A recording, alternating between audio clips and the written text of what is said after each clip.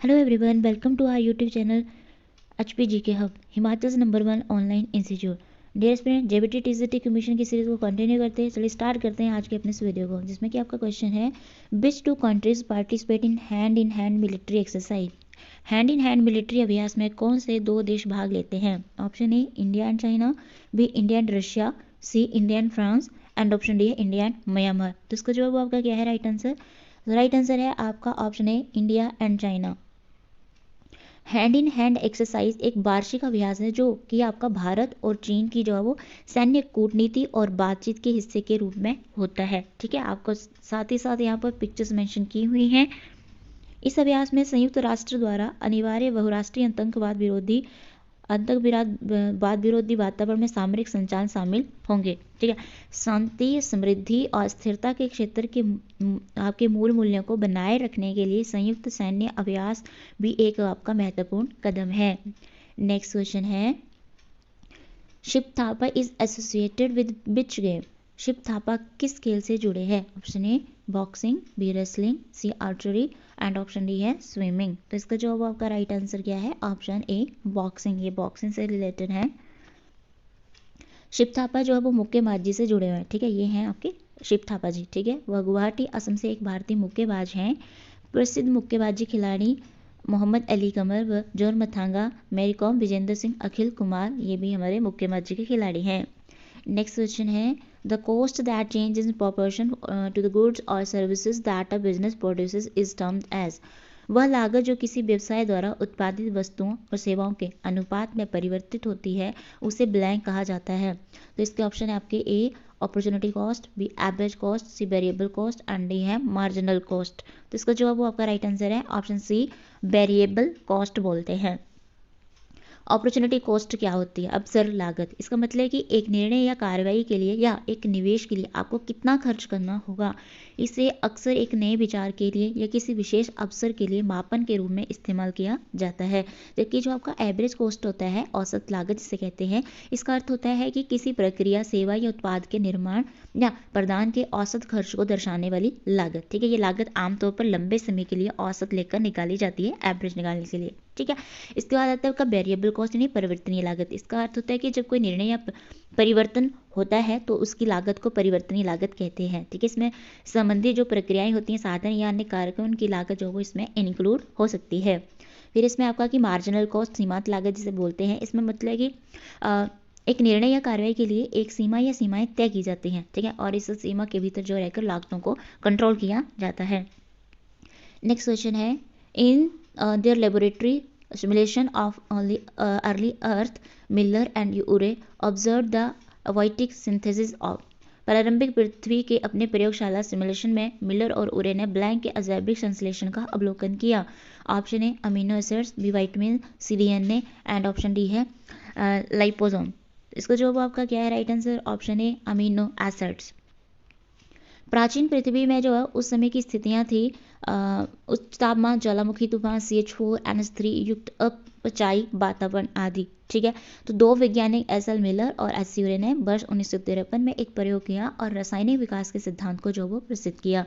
उन्होंने प्रयोगशाला में प्राचीन पृथ्वी जैसे परिस्थितियों का निर्माण किया। इस प्रकार सही विकल्प जो वो आपका उच्च तापमान, ज्वालामुखी तूफान, CH4NH3 युक्त अपचायी वातावरण आदि है। 1953 में जो एक अमेरिकी वैज्ञानिक SL मिलर ने प्रयोगशाला पैमाने पर समान अपचायी पर्यावरणीय परिस्थितियों का निर्माण किया। उन्होंने 8000 CH4H2NH3 और जल वाष्प युक्त एक बंद फ्लास्क में विद्युत विसर्जन बनाया। उन्होंने अमीनो एसिड के गठन का जो वो अवलोकन किया। इससे आपको साथ ही साथ यहाँ पर डायग्राम भी पूरी हमने बताई हुई है।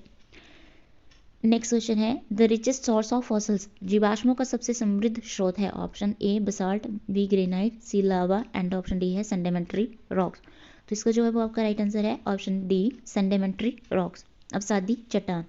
जीवाश्म फॉसिल्स जो होते हैं में वे अवशेष होते हैं जो किसी पूर्व काल में जीवित रहे जीवों से बने होते हैं और आधुनिक समय में उनकी अवशेषाएं पृथ्वी की खनिज परतों में पाई जाती हैं। ये अवशेष विभिन्न प्रकार के हो सकते हैं, जैसे कि हड्डियां, दांत, बुद्धिमत्ता या पूरे जीवा शरीर के अवशेष जो वो हो सकते हैं। ठीक है, इस तरह से आपके ये होते हैं।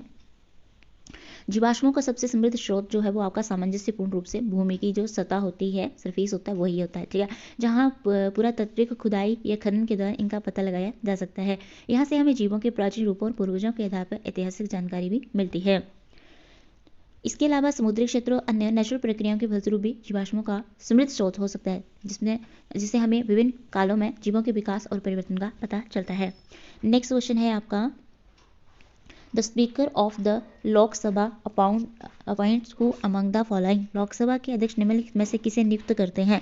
Leader of opposition, B prime minister, C members of the Anglo Indian community and option D है डिप्टी स्पीकर ऑफ लोकसभा।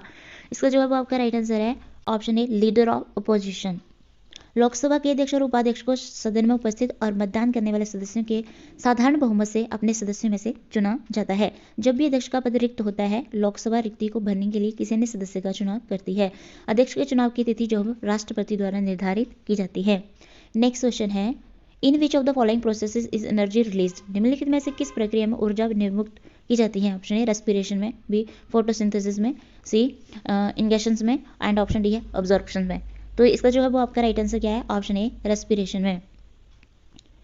श्वसन जो है एक ऊर्जा उन्मोचन प्रक्रिया है। श्वसन की क्रिया में भोज्य पदार्थों का ऑक्सीकरण होता है, जिससे जो है वो उनमें संचित ऊर्जा मुक्त होती है। श्वसन के समय मुक्त ऊर्जा का कुछ भाग जो वो कोशिका के माइटोकॉन्ड्रिया में एटीपी के रूप में जो वो संचित हो जाती है। नेक्स्ट क्वेश्चन है, the source of the sun's energy is the process of. सूर्य की ऊर्जा का स्रोत है आपके पास यहाँ पर ऑप्शन ए है फोटो इलेक्ट्रिक आपका मिशन, ऑप्शन बी है nuclear fusion, C nuclear fusion and option D है आपका थर्मोनिक एमिशन। तो इसका जो है वो आपका राइट आंसर है ऑप्शन सी न्यूक्लियर फ्यूजन, नाभिकीय संलयन। सूर्य ऊर्जा का स्रोत जो हाइड्रोजन जैसे हल्के नाभिकों का नाभिकीय संलयन होता है, जो बहुत अधिक ताप और दाब पर उनमें उपस्थित जो है होते हैं। सूर्य एक बड़ा गैस का गोला है जो अधिकांश हाइड्रोजन और हीलियम से बना हुआ है। नेक्स्ट क्वेश्चन है, बढ़ती का नाम जिंदगी is the tagline of which of the following banks. बढ़ती का नाम जिंदगी निम्नलिखित में से किस बैंक का टैगलाइन है? Option A Axis bank, B Corporation bank, C Syndicate bank and option D है इंडियन बैंक। इसका जवाब आपका राइट आंसर है ऑप्शन ए एक्सिस बैंक का ही आपका जो है वो टैगलाइन है। नेक्स्ट क्वेश्चन है, biologist who study the sequences of organisms in the fossil record are. जीवाश्म रिकॉर्ड में जीवों के अनुक्रमों का अध्ययन करने वाले जीव विज्ञानी हैं। ऑप्शन ए आपके है टैक्सोनॉमिस्ट, ऑप्शन बी है पैलियोंटोलॉजिस्ट, सी है मिसोलॉजिस्ट एंड ऑप्शन डी है सिस्टेमेटिस्ट। तो इसका जो है वो आपका राइट आंसर है ऑप्शन बी पैलियोंटोलॉजिस्ट। जीवाश्म विज्ञान जीवाश्मों पर आधारित पृथ्वी पर जीवन के इतिहास का अध्ययन है। जीवाश्म पौधों, जानवरों, कवक, बैक्टीरिया और एकल कोशिका वाले जीवित चीजों के अवशेष हैं। तो ये थे हमारे जो है आज के टॉप एमसीक्यूज जेबीटी टीजीटी के मिशन से। आई होप आपको हमारा आज का वीडियो पसंद है। वीडियो पसंद है तो वीडियो को लाइक शेयर सब्सक्राइब चैनल को जरूर कर दीजिएगा। इस तरह के और भी वीडियोस के लिए जो है चैनल के साथ जुड़े रहिएगा। और अगर आपने भी जेबीटी टीजीटी के मिशन में एनरोल नहीं हुए हैं और घर बैठे तैयारी करना चाहते हैं तो आप व्हाट्सएप कर सकते हैं, सारी जानकारी आपको मिल जाएगी। Thank you. जय हिंद, जय हिमाचल।